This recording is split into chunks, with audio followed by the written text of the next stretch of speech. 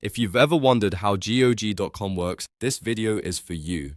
GOG is a digital game store for PC players, and it works a little differently from Steam, Epic Games, and other platforms. The big thing that makes GOG stand out is that it focuses on DRM-free games, which means the games you buy are yours to download and play without constantly checking in with an online server.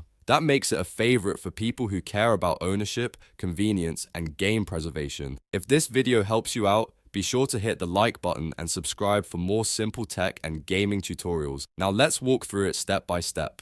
First, open your browser and go to GOG.com. You can sign in with your existing account or create a new one if you do not already have one. Once you're logged in, you'll see the GOG storefront, where you can browse games, sales, bundles, and special offers. GOG works like a regular digital store, so you can search for a game by name, browse categories, or scroll through featured titles.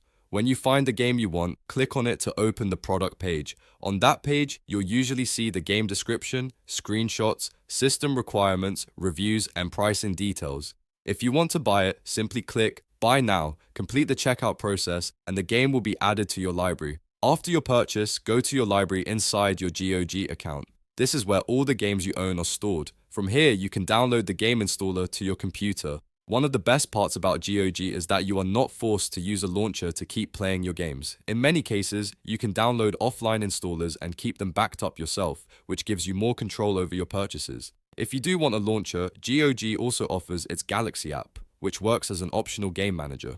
With GOG Galaxy, you can install games, update them, and organize your library in one place. But unlike some other platforms, the launcher is not required to keep your games working. That's the core idea behind how GOG works. You buy the game, download it, and keep access to it without DRM restrictions. It's designed to give players more freedom and less hassle. GOG is also well known for preserving older games and making them work on modern PCs. So if you love classic titles or want a platform that respects ownership, GOG is the great option.